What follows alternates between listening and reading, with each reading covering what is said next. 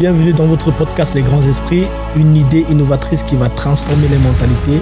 Moi, c'est Mr. OB7, votre compagnon de voyage. Prenez place, let's go! Bienvenue dans Les Grands Esprits. Aujourd'hui, j'ai la chance d'avoir avec moi une dame extraordinaire. Alors, je n'ai plus à la présenter parce qu'elle est déjà connue. Cette dame, c'est tout simplement une entrepreneure, une conférencière, une coach et une conseillère en gestion.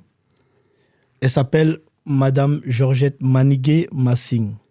Madame, bonjour. Bonjour Olivier. Comment allez-vous? Ça va très bien. Merci de me recevoir dans votre émission. Alors, c'est un plaisir pour moi de vous recevoir ici.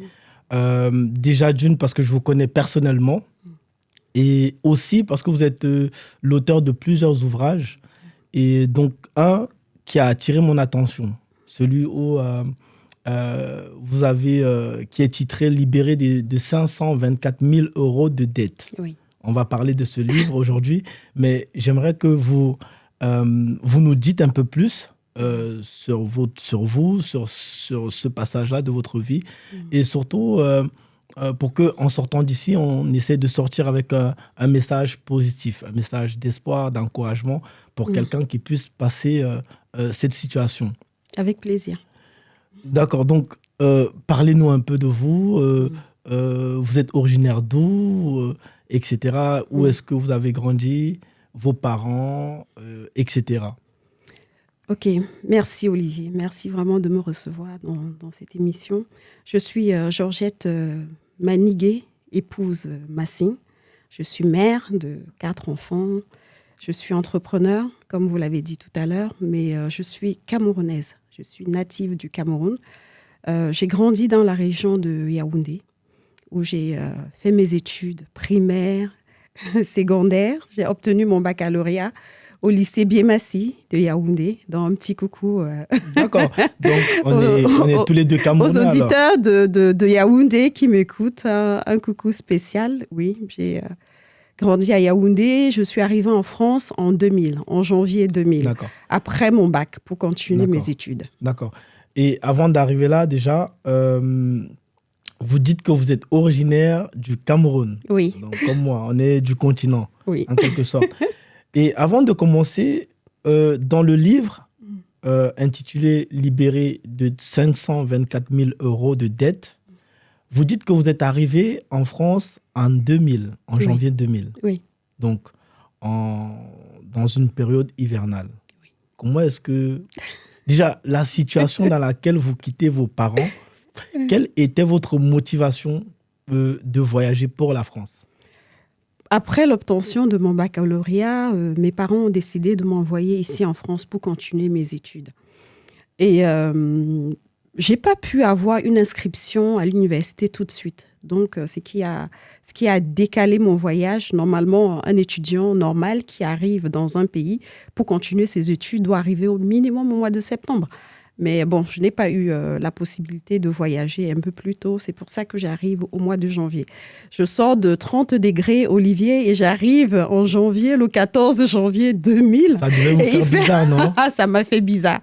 Il faisait 1, 2 degrés, je ne sais pas combien de degrés il faisait, mais bon, j'avais tellement froid. Je suis sortie, je suis passée d'un four pour rentrer dans un congélateur.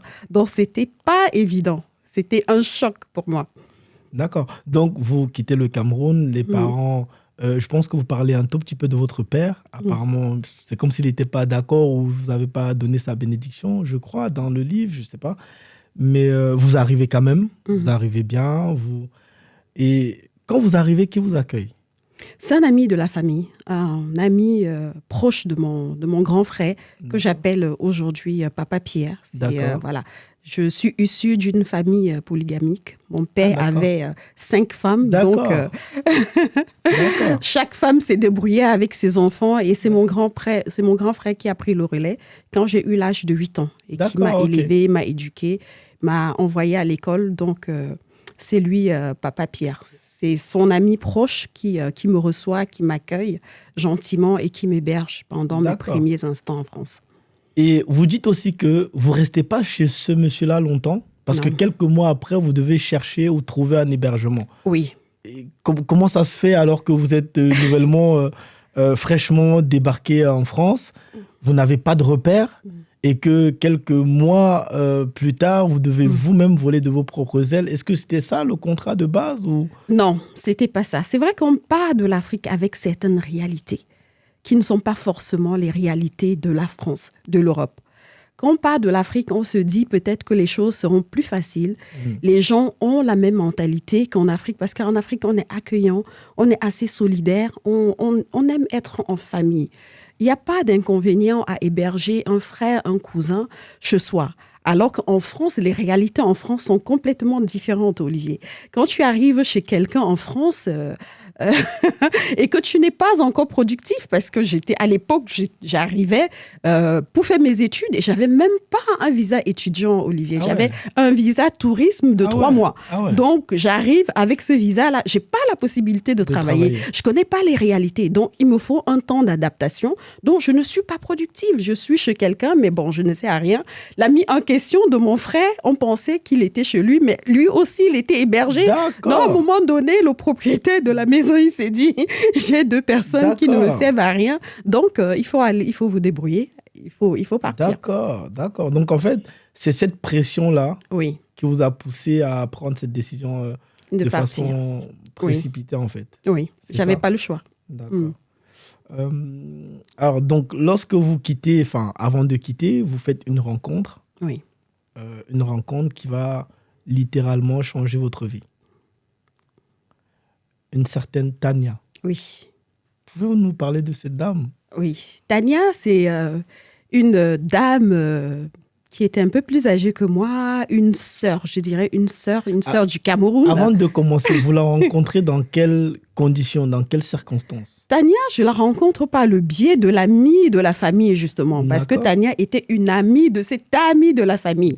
Donc, du coup, on s'est liés de relations, on s'est fréquentés quand je suis arrivée. Donc, quand je suis face à cette situation de mise à la porte où je dois me débrouiller à trouver un logement, donc je fais appel à Tania. Et c'est là où Tania décide de m'accueillir gentiment chez elle. Bah oui. À Tania, si tu me regardes, merci encore. Elle, au moins, elle avait le chez elle, c'est ça? Elle, au moins, elle avait le chez elle. Elle vivait en concubinage avec son chéri. Donc, je peux dire qu'elle avait le chez elle. Et ça n'a pas posé problème? Non, ça n'a pas posé problème. Vous êtes resté combien de temps chez elle? Je suis restée pratiquement 8 mois. 7 à 8 mois chez Tania. Un an. Oui, pratiquement un an. Elle avait des enfants, non? Non, Tania n'avait pas d'enfants. Elle avait laissé ses enfants en Afrique. C'est qui a facilité les choses. Oui, exactement. Et en ce moment-là, vous devez trouver un travail. Oui, je dois trouver un travail. Et par le biais de Tania, justement, je réussis à trouver un poste de serveuse dans un restaurant africain, Olivier, à République. La dame s'appelait Marie-Claire Chango. Je pense que c'était une dame congolaise qui était très connue dans ce milieu congolais. Je pense que Werason, il a sorti un son où justement il parle de cette Marie-Claire Chango. Donc j'ai la chance de pouvoir travailler en tant que serveuse chez elle. C'est qui me permet d'avoir mon propre argent, de pouvoir être autonome financièrement. D'accord. Et donc, pendant que tu travailles comme serveuse, tes horaires ne sont pas très adéquats, en fait. Tu parles de 18h à 2h du matin. À 2h du matin, oui. Et parfois, tu rentres, tu es fatigué. Comment est-ce que tu arrives à gérer entre ta vie personnelle et puis le travail en ce moment-là À ce moment-là, tu n'as plus de vie? Ma vie personnelle, Olivier, s'est résumée à ce travail-là parce que j'avais pas eu la possibilité d'avoir une inscription dans une école. Donc là, j'étais concentrée sur le travail. Donc, le fait que je dois sortir à 18h et rentrer à 2h du matin, ça ne me dérangeait pas. Parce que étant au Cameroun, toute petite, mon papa Pierre, dont je parle dans le livre, il m'avait déjà formée. J'avais commencé à entreprendre très tôt. D'accord. Il m'avait pris au marché central de Yaoundé avec lui. Donc, j'ai appris à travailler, à gagner ma vie, à gagner mon argent. Donc, ça ne me dérangeait pas de faire des horaires. Dès l'enfance. Oui, on peut dire ça comme ça. Tu savais te battre. Oui. Alors, donc, tu arrives dans ce milieu-là. Tu n'as jamais travaillé comme serveuse au Cameroun. C'est vrai que tu t'es battue, peut-être tu étais au marché, tu faisais d'autres trucs. Mais tu arrives, c'est un nouvel environnement pour toi. Oui. Le monde de la nuit, des restaurants, etc. Est-ce que ça ne te fait pas bizarre? Ça m'avait changé un peu. Je peux dire que j'étais une fille à papa, Olivier. un peu le style de fille qu'on dit fille de barrière. Ouais. Voilà, j'étais une fille enfermée. Pour moi, c'était l'école, cours de vacances, parce que pendant les vacances scolaires, je faisais des cours. Donc, j'étais quelqu'un d'enfermé. Je ne connaissais pas un peu la vie de dehors. C'est vrai, ça me fait bizarre. Je découvre le monde de la nuit en travaillant dans ce restaurant. Et c'est là où je pense que pour la première fois, j'ai rencontré Fally Ipupa. Ah, d'accord. Ah, Fally est venu manger dans ce restaurant. Ah, à l'époque, il était tout mince, il était tout chétif. Il n'était pas le beau gosse qu'il est maintenant. D'accord. Oui. Non, mais ça t'a fait une belle expérience quand même. Oui, une très belle expérience. Tu as pu déjà non seulement avoir un peu d'argent, oui. d'accord, à travers ce travail, mais tu as aussi fait beaucoup de connaissances. Oui. Et tu as acquis aussi de l'expérience, on va dire. Exactement. D'accord. Maintenant, on va revenir, parce que dans un passage de ce livre-là, tu dis aussi que tu avais prêté de l'argent à un jeune homme. Oui. D'accord. Et que le jeune homme en question, il a eu du mal à te rembourser ton argent. Et que derrière ça, tu t'es retrouvé dans les problèmes parce qu'il y avait des factures qu'il n'avait pas payées, etc. Comment ça s'est passé? Parce que tu parles d'un abonnement téléphonique ou quelque chose comme ça. Exactement. Bon, au bout de 8 mois, je dois partir de chez Tania. Et quand je pars de chez Tania, j'ai la chance de trouver un logement, une colocation, une chambre en colocation dans une résidence qu'on appelait à l'époque AJLT, la résidence des jeunes travailleurs. Donc, étant dans cette résidence-là, je fréquente une église où je rencontre un jeune frère. Voilà, un jeune frère qui, à cette époque-là, il n'est pas en situation de se prendre un abonnement téléphonique. Donc, je prends cet abonnement téléphonique chez SFR pour lui. Le premier mois, il me donne ce qu'il faut pour payer la facture.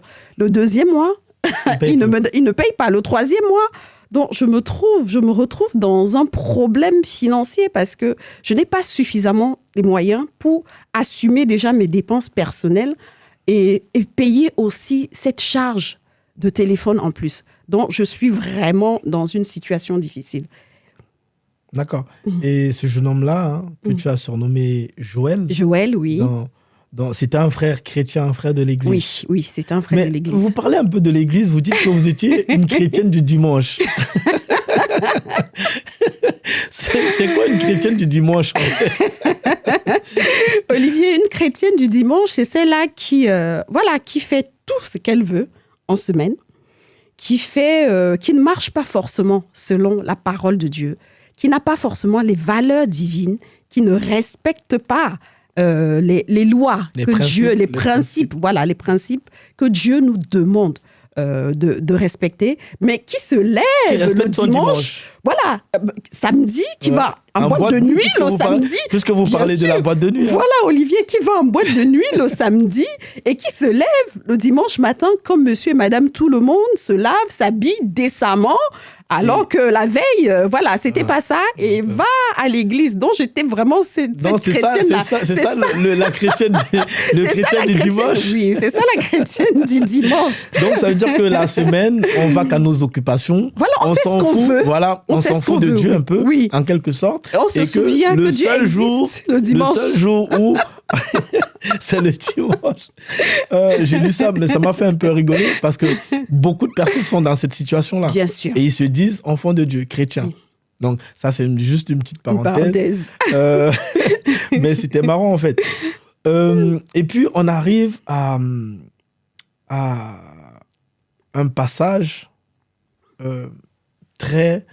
Je veux dire, ce passage-là a un impact sur ta vie. Oui. C'est que tu fais la rencontre d'un homme dans le livre qui s'appelle Francis. Oui. Et tu parles de mauvais choix. Oui. Tu fais allusion à quoi? Je rencontre Francis, comment? Je vais déjà poser un peu le décor. Francis, je le rencontre par le biais... Francis, à l'époque, est le patron, le responsable de Tania.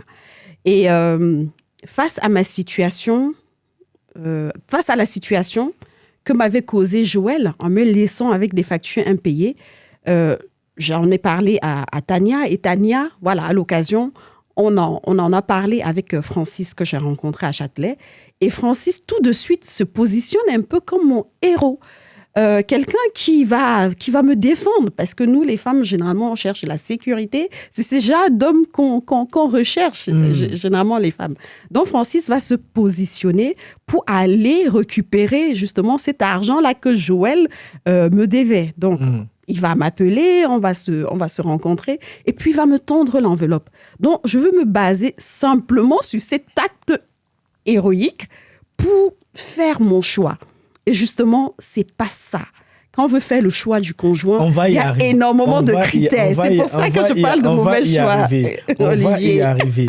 Parce que tu dis dans le livre que le monsieur, en fait, 2 ou 3 jours après que tu lui as exposé un problème, il t'a ramené une solution. Oui. Et ça, je pense que ça a influencé un peu ta décision au niveau, au moment où il t'a fait une déclaration. Oui.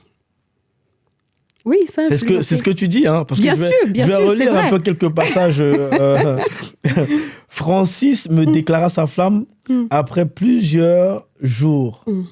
Et je ne pris même pas le temps de réfléchir. J'acceptais sa demande en mariage. Oui. Quand vous dites que vous n'avez pas pris le temps de réfléchir à quoi? Réfléchir à quoi? À cette décision tellement importante que j'avais pris vraiment à la légère.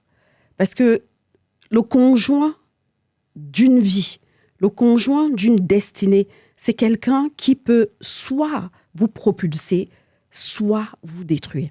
Le conjoint d'une vie, c'est un partenaire de vie. C'est quelqu'un avec qui tu vas cheminer. C'est quelqu'un avec qui tu vas faire tes enfants. C'est quelqu'un avec qui tu es censé vivre toute une vie entière jusqu'à ce que la mort vous sépare.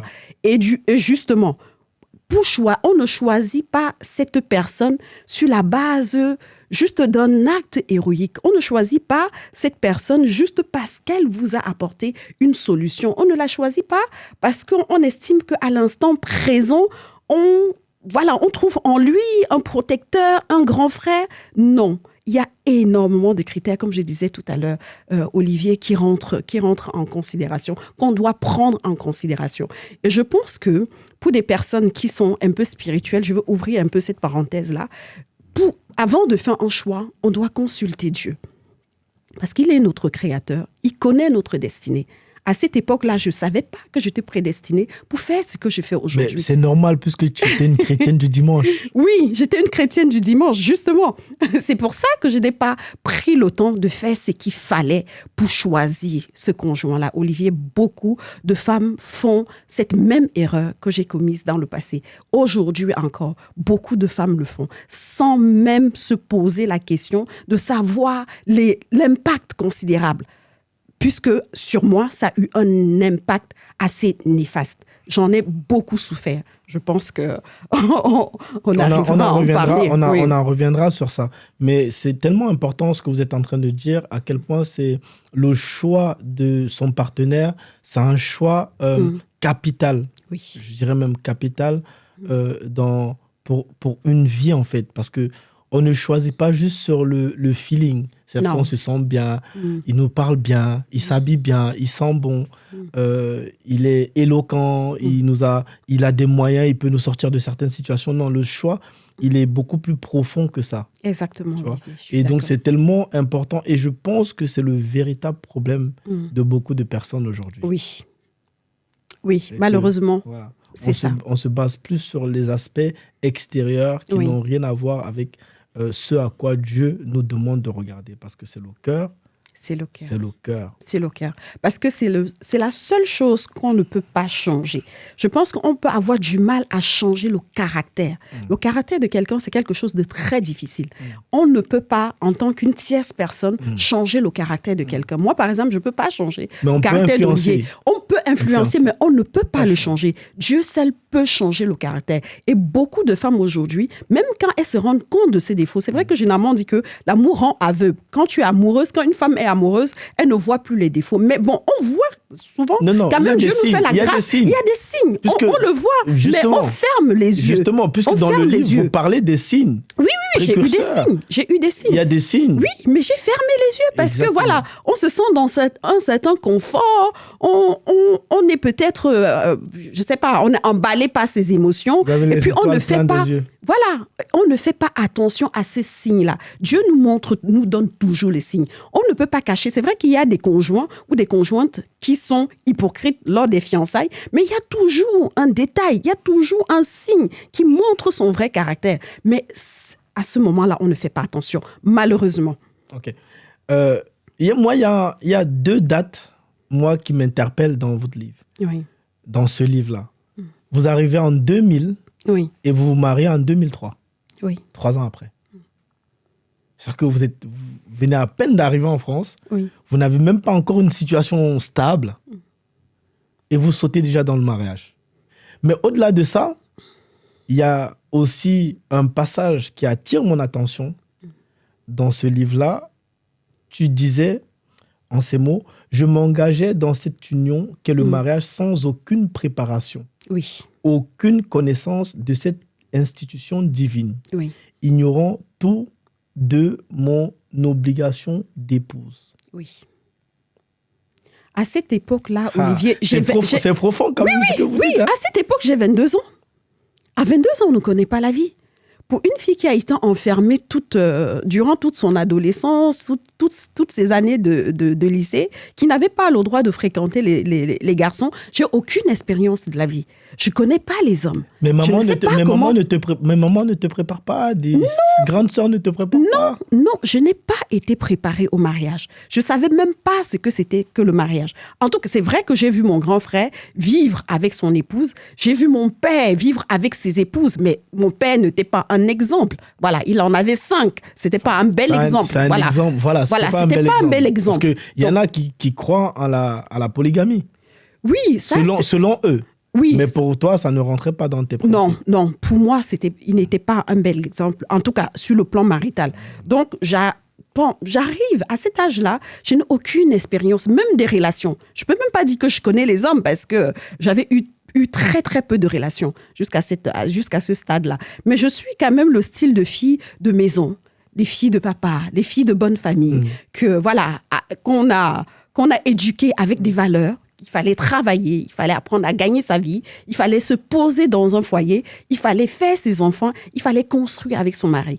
Donc, je ne sais vraiment pas ce que c'est que le mariage. Je ne connais pas les obligations d'une épouse envers un époux. Je ne connais même pas les obligations d'un époux envers une épouse, sinon j'aurais réclamé. Donc, je suis tellement novice dans la chose. Et pourtant, c'est quelque chose de tellement important, de tellement capital. Le mariage, je peux même dire que c'est le début de la destinée. C'est le début de l'accomplissement de la destinée.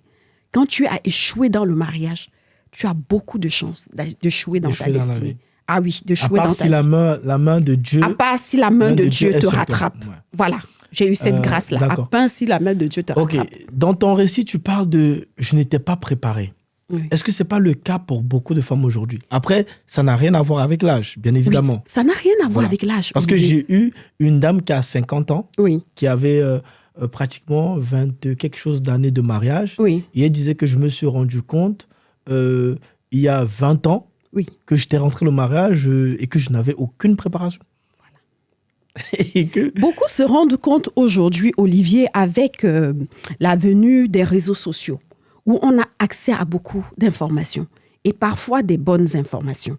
Parce qu'à cette époque-là, dans les années 2000, il n'y a pas Facebook, il n'y a pas TikTok, il n'y a pas Instagram, il n'y a pas de coach, il n'y a rien. Il n'y a même pas des personnes qui parlent de mariage. Et je pense que même dans les églises, on préparait très peu au mariage. On n'en parlait même pas. Donc, à cette époque-là, nous, on peut dire que, on avait quand même, on pouvait tolérer nos erreurs. Mais aujourd'hui, une femme qui m'écoute aujourd'hui n'a plus le droit à l'erreur. Non, n'a plus le droit à l'erreur. Parce qu'aujourd'hui, il y a tellement de coachs, il y a tellement de personnes comme toi, Olivier, qui se lèvent pour parler de relations, pour donner des clés, pour donner des conseils. Il y a tellement de personnes, qui se sont levées comme moi pour écrire leurs histoires, pour parler, pour donner leurs témoignages, pour parler de leur vécu. Il y a un proverbe chinois qui dit ceci, Olivier, qui dit que un homme sage apprendre des erreurs des autres. autres. Donc aujourd'hui, les femmes qui veulent être sages doivent apprendre des erreurs des autres. Elles doivent s'asseoir pour écouter les femmes comme moi qui ont échoué dans leur choix de conjoint et apprendre de nos erreurs pour être plus sages que moi. Franchement, c'est une masterclass. Et pour les femmes et les hommes, d'ailleurs aussi qui m'écoutent, il faut savoir que le choix du conjoint, c'est le choix le plus important qu'une personne puisse faire de toute sa vie entière. Oui. Parce que ça détermine la trajectoire, la direction que tu veux donner à ta vie. Et ça a un impact direct sur ta vie. Sur ta destinée Sur même. ta destinée. Sur ta mission de Voilà, vie. ça a un impact direct. Mais à côté de ça, tu dis que tu n'étais pas préparé et que personne ne t'avait enseigné sur les devoirs d'une femme, d'une épouse envers son mari. Oui. Parce qu'aujourd'hui, en Occident, les femmes connaissent leurs droits, Oui. mais elles oublient beaucoup leurs devoirs. Exactement. Exactement. Qu'est-ce que tu as à dire? Parce qu'aujourd'hui, aujourd'hui, avec ces concepts de la parité, beaucoup de femmes pensent qu'elles sont les égales des hommes. Le féminisme. Voilà, le féminisme. Beaucoup de femmes pensent qu'elles sont égales à l'homme. Alors que non, la femme, c'est la femme. Elle a ses devoirs envers son époux. Elle a ses devoirs. En aucun moment, la femme est l'égale de l'homme. Et une femme doit aujourd'hui apprendre à connaître ses devoirs-là. Quand on rentre dans le couple, quand on rentre dans un foyer, chacun, c'est comme un match, Olivier. Tu es très bien placé pour connaître. Chacun a un poste, chacun a son rôle. C'est comme si on est sur un bateau, il y a des équipiers, il y a le commandant, il y a le capitaine du bateau. Chacun doit savoir ce qu'il doit faire pour que le bateau puisse avancer. C'est ça le mariage. Quand on rentre dans un mariage, chacun a sa part de pierre, chacun a son rôle à jouer pour que le mariage puisse être un arbre de paix et qui puisse propulser chacun des deux conjoints, au fait. Et ça, je ne le savais pas. D'accord. Et vous l'avez su avec le temps parce que cette expérience vous a amené à réaliser beaucoup de choses. Mais on va beaucoup s'attarder sur ce mariage parce que, à la limite, c'est ça qui vous a amené à avoir tous les problèmes du monde. Oui. Ok. Donc, on continue en disant, enfin, tu dis ceci, que, en fait, ton choix a été influencé par le fait que tu as vu en cet homme-là quelqu'un qui pouvait t'apporter une certaine sécurité. Oui. Est-ce que finalement, les femmes, au lieu de rechercher les personnes qu'elles aiment vraiment, elles recherchent plutôt une sécurité, quelqu'un qui va pouvoir les garantir un certain cadre de vie, un certain confort. Est-ce que ça ne... comment dirais-je en fait? Est-ce que ça n'impacte pas négativement ou ça n'influence pas leur choix qu'elles doivent faire? Ce qu'il faut savoir, Olivier, c'est que la femme de nature, elle aime se sentir en sécurité. On dit généralement que la femme, c'est le sexe faible. La femme a tout le temps besoin d'être protégée. Donc, la femme, elle recherche chez un homme la sécurité. La sécurité. C'est ce que les femmes recherchent. Oui, mais il y a plusieurs sortes de sécurité. Voilà, justement, on va y arriver. Les femmes recherchent la sécurité. Mais beaucoup vont rechercher plutôt la sécurité financière. Matérielle. La sécurité matérielle. Parce que vous parlez, nous sommes plusieurs femmes à rechercher d'abord la sécurité matérielle. Voilà. On est plusieurs femmes à rechercher d'abord la sécurité matérielle. Alors que ce n'est pas ce qui est le plus important. C'est pas ce que la femme doit rechercher premièrement. La femme doit d'abord regarder chez l'homme qu'elle souhaite épouser ou peut-être qu'elle veut épouser s'il a le caractère d'un père. Le caractère d'un père, pas simplement de quelqu'un qui peut protéger, mais au-delà de la protection ou au-delà de la sécurité que l'homme peut lui apporter, il faut qu'il ait le caractère d'un père. Parce qu'un père, au-delà de sécuriser, apporte beaucoup d'autres choses. Un père aime d'un amour inconditionnel parce que le papa n'aime pas son enfant parce que son enfant est meilleur. Mais le papa, un bon papa, voilà, on va me parler du papa céleste, quand il aime d'un amour inconditionnel.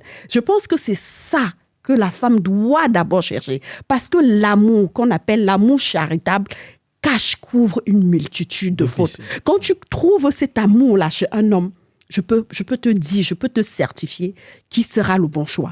Il faut que cet homme-là puisse avoir cet amour. Pas simplement la sécurité, voilà, pas simplement les moyens financiers ou peut-être les moyens matériels pour te mettre dans un certain confort.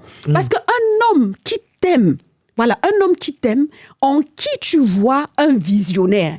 Parce qu'il peut avoir cet amour inconditionnel et être fainéant, Olivier, ne pas être un visionnaire. Mais la femme sait regarder, la femme sait savoir si cet homme est bosseur, si cet homme est travailleur ou pas, parce qu'il y a énormément de gigolos. Même s'il a l'amour inconditionnel et qu'il reste à la maison, il attend que tu l'entretiennes, ce n'est pas un père. Parce que le père, c'est quoi? Le père, il prend soin dans tous les aspects de la vie. Il va prendre soin émotionnellement, il va prendre soin matériellement, mais il va vraiment prendre soin. Il sera là pour relever, parce que quand tu es petit, quand tu marches, tu tombes, le papa, il est là, il te relève, il te laisse pas par terre. Quand tu trébuches, le papa ne vient pas te frapper, mais il vient te relever, il te dit, ma fille, tu es forte, tu peux y arriver. Donc c'est ça qu'une femme doit rechercher, c'est un homme.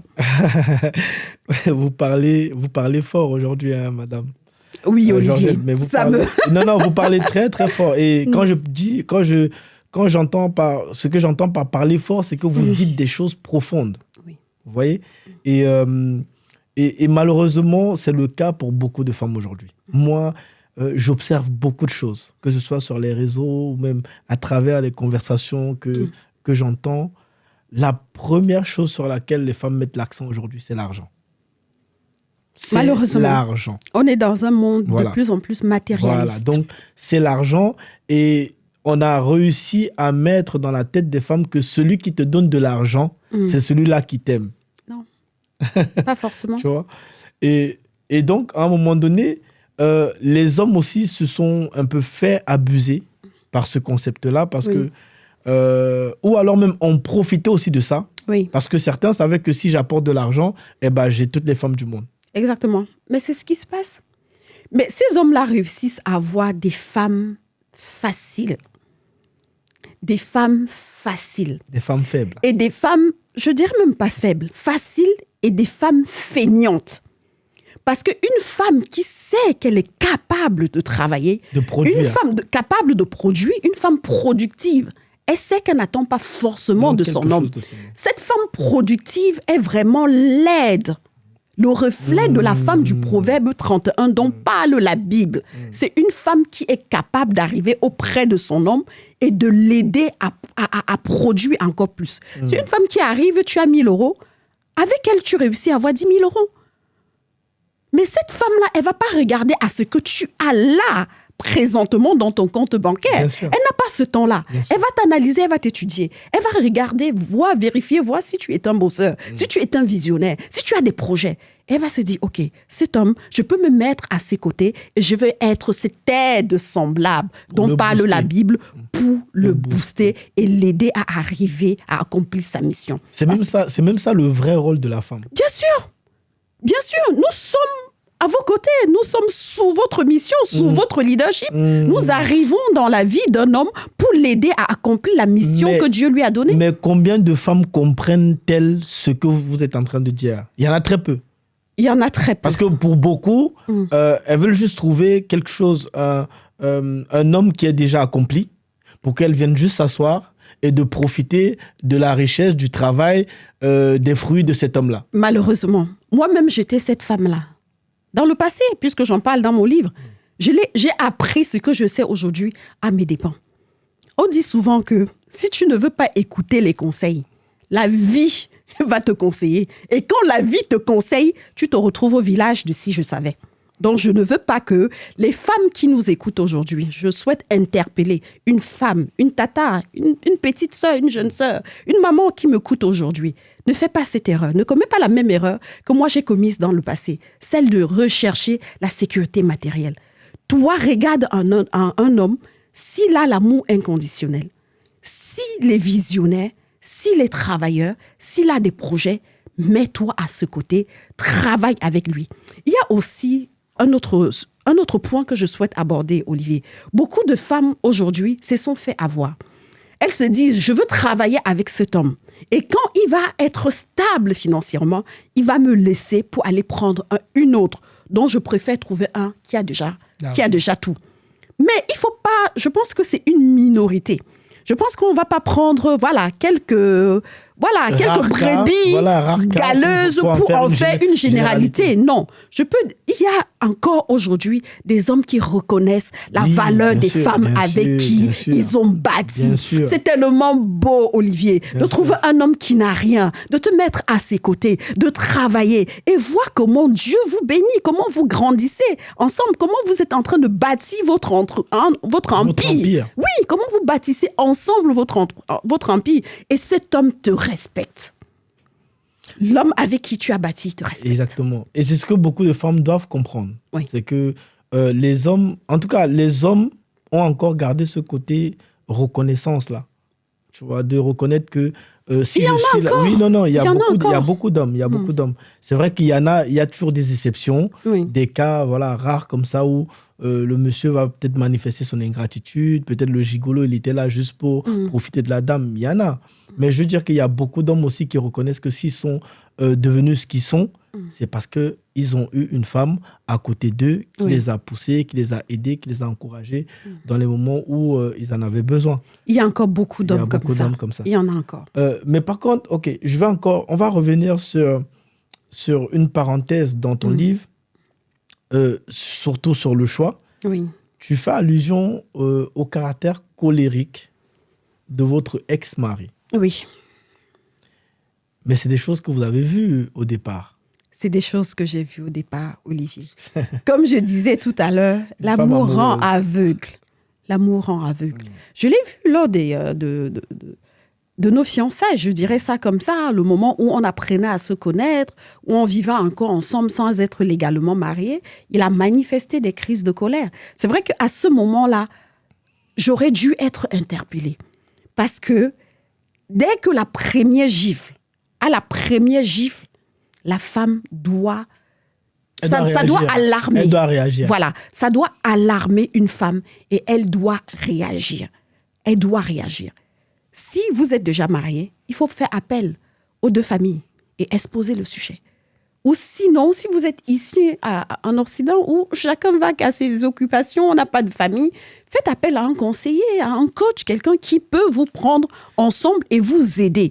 Mais il faut jamais accepter cette situation. D'accord. Tu as parlé, il faut faire appel aux familles. Oui. Tu vivais des violences dans le foyer, mais tu n'as jamais eu le courage d'appeler la famille pour leur dire ce que tu vivais. Oui. Tu as tout gardé pour toi. J'ai tout gardé pour moi, Pourquoi cette décision? En tout cas, je suis de la région de l'ouest du Cameroun, plus précisément de Tchan. D'accord. Et je pense que dans ma famille, il n'y avait pas... on n'était pas très ouvert pour parler de certains sujets. Il y avait beaucoup de sujets qui restaient tabous. Et je sais que ce que ma mère avait eu l'habitude de me dire, c'était que le mariage n'est pas facile. Il faut supporter. Et elle me disait aussi que quand tu es dans le mariage, tu dois tout garder parce que c'est le toi qui cache ce qui se passe dans le couple. Et ce qui se passe entre vous doit rester entre vous, trouver des solutions entre vous. Donc, il y avait déjà cette éducation-là que j'avais reçue. Il y avait aussi l'autre côté où j'étais loin de ma famille et qu'en étant à 6000 kilomètres, je ne voulais pas attrister ma famille. Je ne voulais pas que ma famille sache que je vivais dans des conditions difficiles, que je vivais ce genre de situation. Je voulais les protéger, au fait. Je voulais les protéger. J'en ai pas parlé. Et justement, est-ce qu'en voulant les protéger, toi, tu t'exposais de plus en plus? Oui. En voulant protéger ma famille, je me suis mise en danger. Parce que j'ai failli mourir dans ce mariage. Oui, Olivier. On va revenir sur une scène. Oui. Tu dis que dans une scène, dans un paragraphe, tu dis que le monsieur en question, votre ex-mari, vous a violenté avec un couteau. Oui. Et c'est à partir de ce moment-là que le déclic s'est passé. Oui, que j'ai eu le déclic. Qu'est-ce qui s'est passé? Le soir d'une énième scène de violence, je me suis réfugiée dans une des chambres de l'appartement qu'on avait, plus précisément dans la chambre de ma petite fille qui était encore très jeune à cette époque-là. Quand je cours pour aller me réfugier dans la chambre, lui, il va à la cuisine. Il va à la cuisine. Et puis, je l'entends dire en arrière que je rêve ces derniers temps si je vois du sang entre mes mains. Je sais que c'est ton sang. Je vais te tuer aujourd'hui. Et il fonce vers moi avec un couteau. La chance que j'ai eue ce jour-là, Olivier, c'est que j'avais une amie qui était là, Esther. Elle était venue passer le week-end avec nous. Elle entend ça, elle sort de sa chambre et elle court, elle attrape. Et quand je vois le geste, j'ai vu toute ma vie défiler devant moi. Je me suis dit, oh, si Esther n'était pas là, j'aurais pu mourir. Et puis je regardais ma fille. À cette époque-là, elle avait à peine 2 ans, Olivier. Et puis je me disais, mais... C'était votre fille? Oui, puisqu'avec mon ex, j'avais eu une fille. D'accord. Et puis je regarde ma fille, je regarde mon bébé. Je me dis, mais je vais mourir dans ce mariage. Je vais laisser une orpheline. Je me dis, mais là, je dois faire quelque chose. Je dois réagir. Parce que je me dis que si je ne réagis pas pour moi, au moins je dois réagir Pour votre fille. Pour la petite. Ouais. Je dois réagir pour la petite parce que je ne me vois pas la laisser seule entre les mains d'un homme violent. Parce que ce qui me faisait à moi en tant qu'adulte, s'il frappait une petite comme ça, il pourra la tuer. Donc, tout de suite, j'ai un déclic.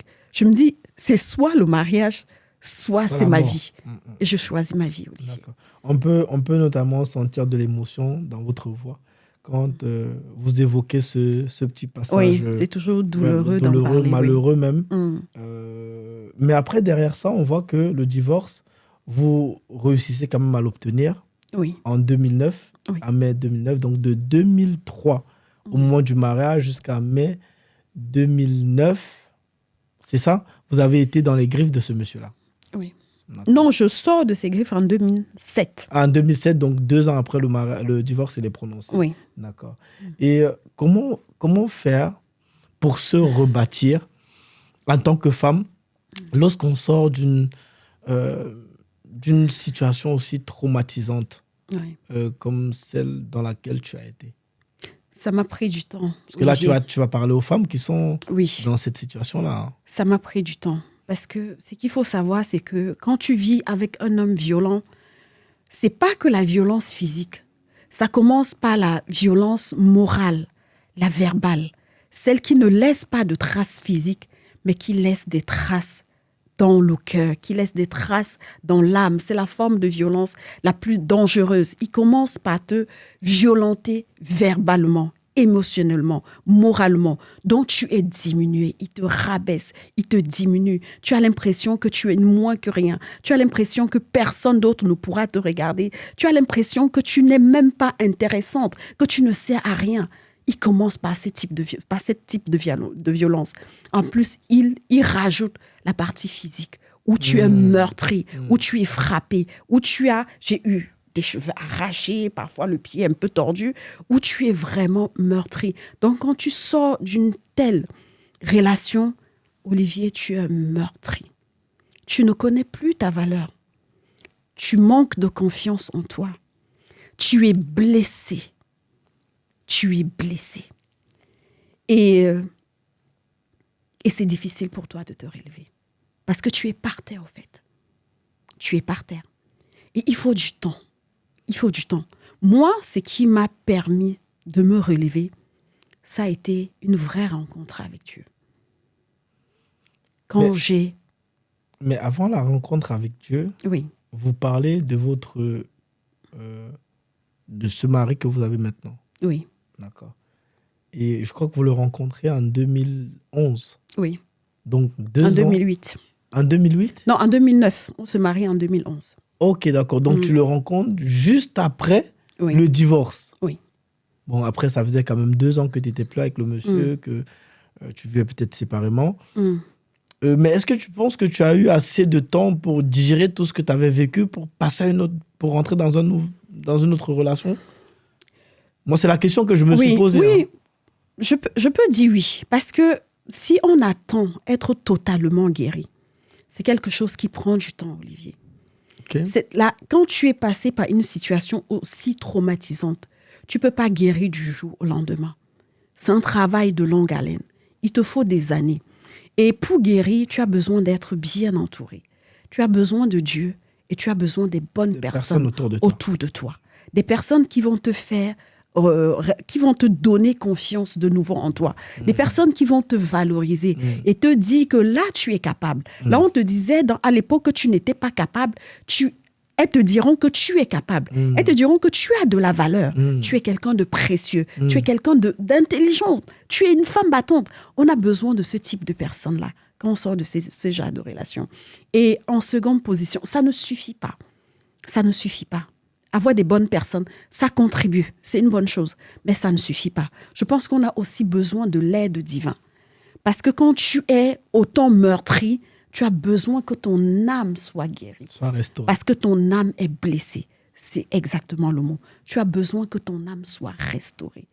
Et la restauration de l'âme, il n'y a que Dieu qui peut t'apporter ça. Tu as besoin d'avoir de nouveau la paix. Je n'avais pas la paix, Olivier.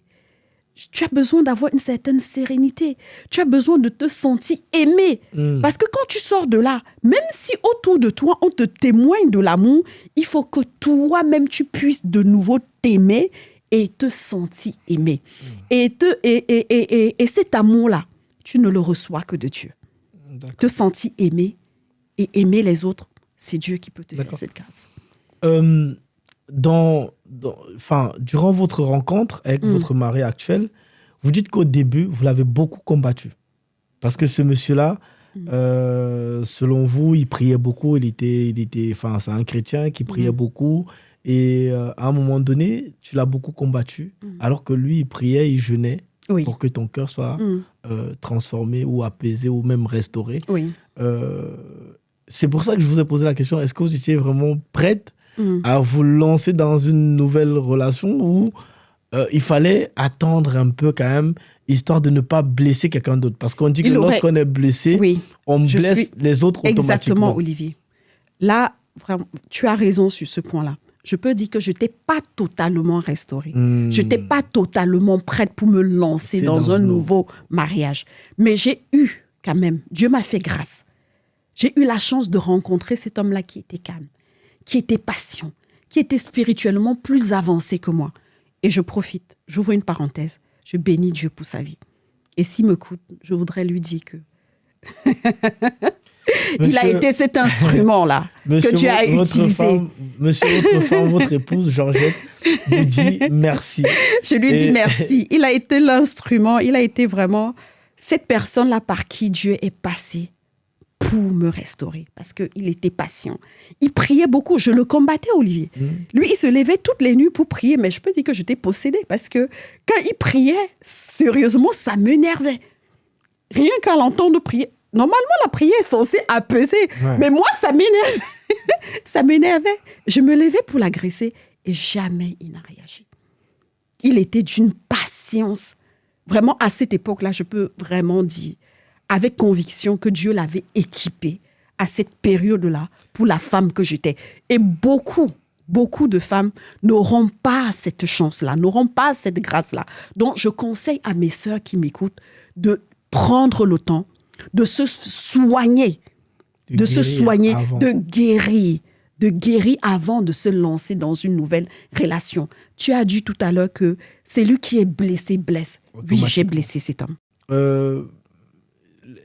Pour moi, le côté le plus admiratif que j'ai envers la femme, c'est ce côté où elle sait reconnaître ses erreurs. Oui.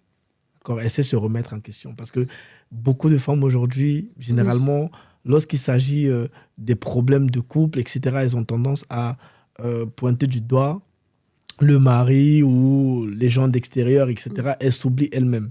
Et vous, aujourd'hui, vous avez cette capacité-là de reconnaître quand même qu'à cette époque-là, vous l'avez beaucoup combattu. Oui. Et que lui, il a eu justement cette grâce de toujours garder son calme. Oui. Et je pense que c'est quelqu'un qui savait, qui vous a beaucoup écouté, qui savait ce par quoi vous êtes passé. Il connaissait mon histoire. Donc, du coup, ça lui a donné, lui, la force de pouvoir s'adapter à ton comportement à ce moment-là. Oui. Et de m'épauler. Voilà. Olivier, sincèrement, je pense que si je ne l'avais pas eu, je ne pense pas que j'aurais bravé tout ce que j'avais bravé. Parce qu'il était vraiment il était cette épaule-là dont j'avais besoin à cet instant-là. Il a su être patient, être disponible, m'accompagner, m'encourager et surtout me dire que j'étais capable, Olivier. J'étais une femme intelligente. J'avais un master en comptabilité, Olivier. J'étais une femme battante. Je savais aller acheter des choses dans les magasins de déstockage, aller revendre dans des tontines, gagner de l'argent. Ça, je savais faire. Mais j'avais besoin de quelqu'un qui pouvait me valoriser, qui pouvait me dire que tu es capable. Tu peux encore aller plus loin. Et il a été cette personne-là. Et je prie, en tout cas, ma prière, c'est qu'une femme qui m'écoute aujourd'hui puisse recevoir cette grâce-là. Parce qu'il y a vraiment des personnes pour une période donnée. Il y a vraiment la personne que Dieu mandate pour une période, pour une saison. Voilà le mot que je cherchais. Il y a des personnes que Dieu mandate pour une saison donnée de notre vie. Et que Dieu accorde cette grâce-là à mes sœurs qui m'écoutent et qui passent par les mêmes situations que j'ai vécues dans mon passé. D'accord. En tout cas, le message, je pense qu'il est passé. Et il va passer parce qu'on est dans une génération où les femmes et les hommes, chacun perd un peu le nord. Plus personne ne connaît réellement sa place. Et on a besoin des couples qui sont solidaires, qui se valorisent et qui avancent ensemble, main dans la main. On va revenir maintenant sur l'histoire de la dette. Oui.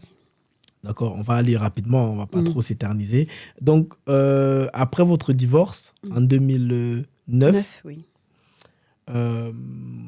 Vous êtes normal, vous vivez normalement, et du jour au lendemain, vous vous retrouvez avec plein de courriers où vous apprenez qu'il y a des impayés, vous devez à l'État, etc., etc.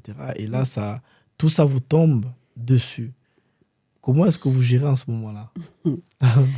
Vous rentrez en contact avec votre ex-mari ou comment ça se passe? Je vais poser un peu le décor. Ouais. Parce que pendant cette période maritale-là, avec mon ex, on avait eu la chance d'investir dans l'immobilier. Parce que c'était quand même la période, je peux dire, des transglorieuses dans l'immobilier où tu pouvais investir dans l'immobilier avec très peu ou voire même sans apport. Les banques finançaient à 110%.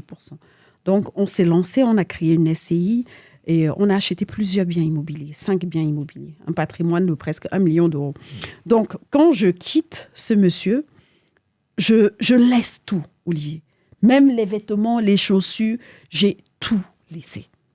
J'ai tout laissé. Bon, par la suite, il a jeté mes vêtements dans la poubelle, mais bon, ça, c'est rien. Donc, je laisse tout. Je lui laisse même la gestion de tout ce patrimoine immobilier. Donc, je me concentre sur moi parce que j'ai besoin de me reconstruire. Donc, quand je suis tranquille dans mon coin, essayant de relever ma tête, c'est à ce moment-là, de me relever, c'est à ce moment-là que je commence à recevoir des courriers, Olivier. Les courriers des banques, les courriers des huissiers, après les courriers des tribunaux. Il se passe que tous ces biens qu'on avait pris des crédits pour acheter, le monsieur, il encaisse les loyers, mais il ne paye pas les banques. Il ne rembourse pas. Il ne rembourse pas. Il n'honore pas les échéances de remboursement de crédit des emprunts qu'on avait contractés à l'époque. Il ne les honore pas. Donc, du coup, une banque, quand le crédit n'est pas payé 1 mois, 2 mois, 3 mois, la banque passe à l'étape supérieure. Elle va contacter un huissier. Surtout que c'est des gros montants. Voilà, c'est des gros montants. Elle ne laisse pas ça comme ça. Donc, du coup, comme les crédits ne sont pas réglés, les banques, voilà, je veux commencer à recevoir des courriers, des huissiers. Et toi, à l'époque, tu n'avais idée de rien. Pour toi, le monsieur gérait ces choses, Pour etc. moi, il allait bien gérer. Voilà, je n'avais, à aucun moment, j'avais imaginé qu'il pouvait être un mauvais gestionnaire. Mais je pense qu'il a fait exprès. D'accord. Parce qu'il prenait tout cet argent, il investissait en Afrique. D'accord. Il a fait exprès pour me mettre, en tout cas, il disait qu'il allait me mettre dans dans des situations difficiles. Donc, il prend tout ça. Il est en train de préparer sa vie, son retour en Afrique. Il prend tout ça et il l'envoie en Afrique parce qu'il sait qu'il va partir. Et c'est moi qui me suis retrouvée à cette époque-là dans des situations difficiles. Donc, je me retrouve avec un courrier où je te retrouve avec des banques qui te réclament 5 000, 10 000, après 100 000, 200 000, parce qu'au bout d'un certain moment, quand la banque n'a pas le remboursement de l'emprunt, elle vend le bien immobilier et elle le vend aux enchères, Olivier. La banque, un bien immobilier qui coûte 200 000, une banque met ce bien immobilier aux enchères et elle peut la vendre, elle peut vendre le bien immobilier à 50 000 euros, un bien qui valait 200 000. Et quand la banque solde un bien immobilier comme ça et que le résultat de la vente ne comble pas le crédit, elle se retourne encore contre toi. Ah ouais. Donc, ils ont tout bradé, ils ont vraiment tout bradé et ils se sont encore retournés contre moi. Comme le monsieur, il n'était plus joignable, il avait quitté la France, la banque se retournait, les banques, parce qu'il y en avait plusieurs, ce sont les banques plus les syndics de copropriété, plus le trésor public, parce qu'il y avait les taxes foncières, il y avait les charges de copropriété. J'ai tous ces créanciers-là qui me tombent dessus, Olivier. À un moment donné, je fais un inventaire de ma dette. J'ai 524 000 euros de dette.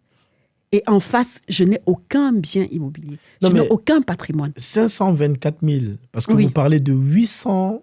Oui, au départ. Oui, voilà, au départ. 800 quelque chose de 1000. Ça, donc c'est après, 800 000 avant la vente des biens immobiliers. Donc, quand les biens sont vendus aux enchères, elle n'arrive pas à combler, bien évidemment, le déficit. Donc, il y a un déficit de 524 000 euros. Que vous devez toujours rembourser. Je dois toujours Et là, à ce moment-là, vous dites que je suis au bord du gouffre, je ne peux pas. Donc, vous jetez le tablier et vous retournez après vers des avocats, etc. Oui. À un moment donné, j'abandonne, Olivier. Quand on vit avec une dette, surtout une dette aussi colossale, et on se rend compte que toute une vie ne pourra pas suffire pour rembourser la dette, on perd pied. J'avais perdu pied. Tu sais, à l'époque, j'avais même pensé à mettre fin à mes jours. Mais j'ai regardé ma fille, je me suis dit non, me dois de me battre. Ça fait 2 personnes que je reçois ici qui me parlent des idées de suicide. Oui, j'avais eu ça, Olivier. Je regarde ma fille, je me dis non, elle ne mérite pas ça. Je vais me battre. Donc, quand tu vis avec des dettes comme ça, tu ne dors pas. Toutes les nuits, je me réveillais, je pleurais. Quand je ne connaissais pas encore Dieu. Mais quand j'ai connu Dieu, je me levais les nuits, je ne pleurais pas, je priais. Donc, quand tu vis avec une dette comme ça, c'est difficile. Donc, c'était un moment tellement compliqué. Tu as cette dette, mais tu sais que tu n'es pas capable de la rembourser. Donc, c'est une situation... Tu ne sais même pas comment tu peux expliquer. Mais ce qui est bien, c'est que par la force des choses, je ne sais pas, Dieu permet ou fait en sorte que la dette soit effacée. Oui. Là, on va aller rapidement pour ne pas trop rentrer dans les détails. Tu rencontres de bonnes personnes quand même qui t'aident, qui t'accompagnent, qui montent des dossiers avec toi. Par la force des choses, Dieu met sa main dedans. La dette est effacée et là, tu es soulagé. Oui. Le tribunal de Bobigny décide d'effacer la totalité des 524. Et là, tu es soulagé. Je suis soulagée. Et il y a une phrase qui m'avait marquée sur la décision de justice, c'est que le président du tribunal, le juge, avait écrit « On laisse une seconde chance à cette femme de recommencer sa vie ». Et là, j'ai vu ça comme un cadeau divin. Je dis toujours, la plupart du temps, quand je me présente en tant qu'une graciée. Parce que je sais que je suis une graciée. J'ai reçu cette grâce-là de recommencer. Oui, j'ai reçu la grâce de recommencer à zéro. Mais pour quelqu'un qui ne passe pas des situations difficiles, que ça soit maritalement, que ça soit financièrement, je dirais qu'il n'y a aucune épreuve qui dure éternellement dans la vie. Vous l'avez dit. Toujours, je l'ai dit, il y a toujours un temps pour toute chose. Je vais voir si je peux retrouver ce passage. Allez-y. Oui, il y a toujours un temps pour toute chose.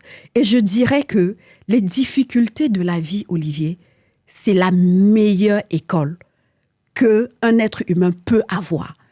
Et je peux dire que ces difficultés, Olivier, m'ont bâti, ont fait de moi la femme que je suis aujourd'hui. Quand j'interviens lors d'un événement financier ou business et que je parle de la gestion de finances, Olivier, je parle de la gestion de finances avec conviction, sur base de mon expérience, de mon témoignage, de mon vécu. Donc, je peux dire que ces difficultés m'ont forgé. Et aujourd'hui, quand je parle de relations, je parle avec expérience. Avec expérience, en ayant expérimenté beaucoup de choses et en sachant ce qu'il ne faut pas faire et ce qu'il faut faire. Aujourd'hui, vous êtes coach, d'accord? Donc, vous avez dit, quand vous parlez de la gestion financière, vous parlez avec assurance, avec conviction, parce que vous parlez de votre vécu. Oui. D'accord. Et ça, c'est intéressant. Pourquoi? Parce qu'aujourd'hui, vous accompagnez beaucoup de personnes dans ce domaine-là, le domaine des finances. Et j'aimerais que vous nous parliez un peu comment est-ce que vous les accompagnez et souvent, les gens qui se retrouvent, quel est le comportement des gens qui se retrouvent face à de telles situations? OK. Aujourd'hui, j'ai 3 casquettes. J'ai ma société en conseil qui s'appelle GM Opti Conseil, où je fais de l'accompagnement en création et gestion d'entreprise. J'ai la casquette immobilière où je suis courtière, où je fais de l'accompagnement en investissement immobilier. Et j'ai aussi une casquette mode où j'ai ma marque de vêtements. Là, vous êtes habillé en OptiSap. Oui, OptiSap. Donc, aujourd'hui, les personnes qui viennent vers moi, c'est exactement des personnes qui vivent des situations que j'ai vécues dans le passé. C'est des personnes qui sont dans des situations financières catastrophiques. Et mon objectif avec cette personne-là, c'est toujours les aider déjà à rééquilibrer leurs finances, à améliorer leur gestion financière et à créer les nouvelles sources de revenus. Quand ils créent leurs nouvelles sources de revenus, je prends le relais pour immatriculer leur société. Voilà, immatriculer leur société, les aider à gérer leur entreprise.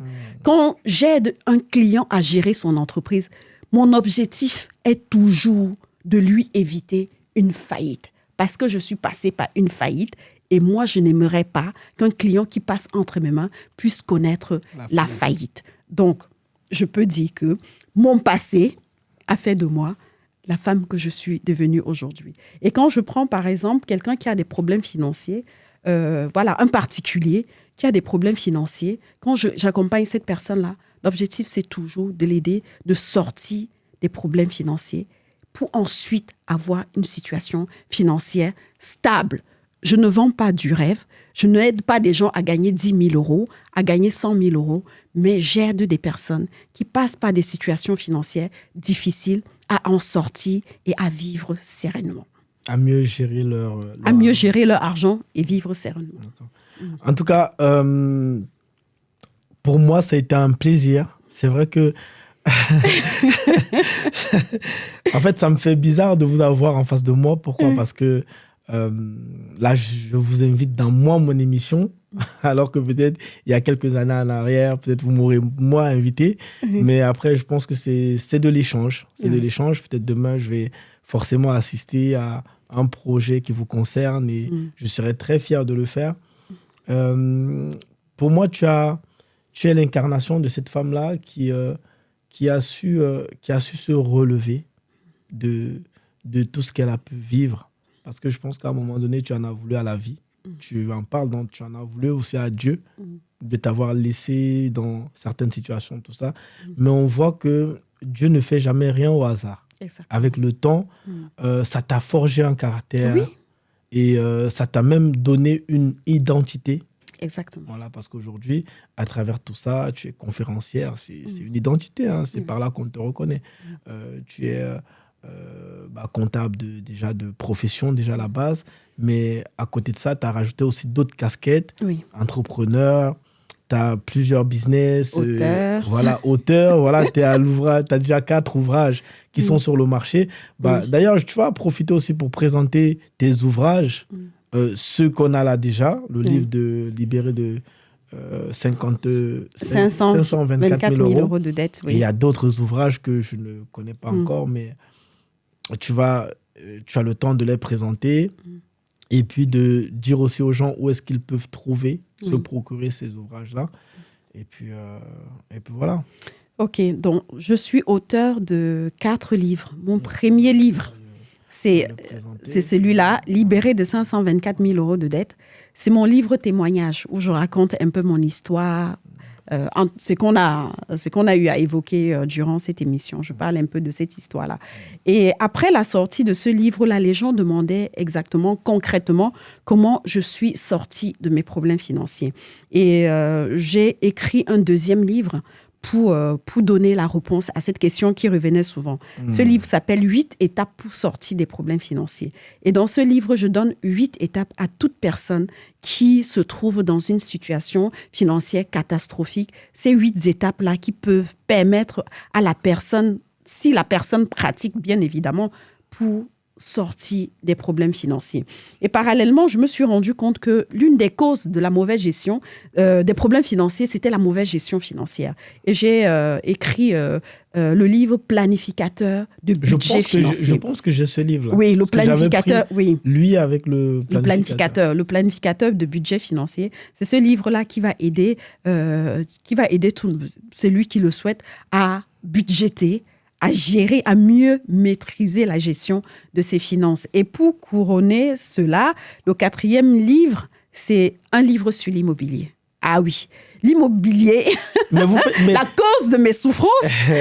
C'est quoi, l'achat-revente ou le truc locatif? L'achat, la mise en location. C'est vrai qu'aujourd'hui, je me suis spécialisée dans la colocation. Ah, d'accord. L'achat et la mise en colocation. D'accord. Donc, quand j'accompagne mes clients, je les accompagne sur l'aspect recherche d'appartement, recherche de financement, puisque je suis courtière. Et après, je les aide. Je leur montre comment mettre l'appartement en colocation et bénéficier d'un cash flow positif. Et justement, le livre Investit et s'enrichit grâce à l'immobilier donne ces clés-là. Parce que, Olivier, j'ai investi dans l'immobilier dans le passé. Bien sûr. J'ai échoué avec mention très bien puisque je me suis retrouvée en faillite. Mais je suis retournée à l'école, je me suis formée et puis aujourd'hui, j'accompagne avec mon expérience et ma qualification. Non, mais échouer, vu le contexte et vu l'histoire, je dirais non. Parce que vous n'étiez pas celle-là qui gérait du bout en bout le projet. Je pense que vous avez juste peut-être été naïf, vous avez fait confiance, je dirais. Vous avez fait confiance à votre ex-époux, parce que vous avez une totale confiance à lui. Et que vers la fin, vous êtes juste retrouvé dans quelque chose dont vous n'étiez pas à 100% responsable. Donc, je ne dirais pas que vous avez échoué. C'est que le meneur de bateau, le capitaine, il a fait couler tout le bateau. Je pense, hein. Oui. Je pense. En tout cas, je pense qu'on arrive au terme de cette émission. Pour moi, ce fut un plaisir, un bon moment de partage avec toi. Madame Georgette Manigué Massing. Oui. Vraiment, on a beaucoup appris. Et les personnes qui nous ont écoutés, surtout les femmes, je pense qu'aujourd'hui, vous avez vraiment devant vous un modèle de femme, d'accord, qui a su prendre ses responsabilités, qui a su reconnaître ses erreurs, qui a su traverser le désert, s'est relevée, s'est bâtie, et aujourd'hui, elle est devant vous et elle vous parle librement. Donc, elle pourrait vous accompagner dans plein de choses. Elle est sur les réseaux sociaux, elle est sur TikTok, elle est sur, je sais pas, Instagram aussi. Sur Instagram, sur Facebook. Vous pouvez la retrouver sur quel nom? Georgette Manigué Massing. Ok, donc sur son Georgette nom, Massing. Georgette Manigué Massing, vous allez la retrouver sur ces plateformes. Pour ceux et celles qui seront intéressés à avoir des conseils, que ce soit sur l'investissement, que ce soit sur même des conseils de la vie de couple, en tant qu'être une bonne épouse, etc., vous pouvez solliciter son aide. C'est une grâce. Et pour ma part, moi, je suis ravi parce que j'ai aussi beaucoup appris aujourd'hui. Je vais vous laisser le mot de la fin et ensuite, on va bâcler l'émission. Merci, Olivier. Merci pour ce beau moment de partage et d'échange. Je dirais simplement à une femme qui m'a écoutée aujourd'hui que les moments de difficulté ne peuvent pas définir une personne. Des situations difficiles ne sont jamais figées et qu'il faut garder espoir et se dire que le meilleur est devant. Le meilleur est devant, donc rendez-vous pour le prochain épisode. Comme d'habitude, hein. Avec toute mon équipe, on vous dit merci et à très bientôt. Ciao, ciao. Ciao.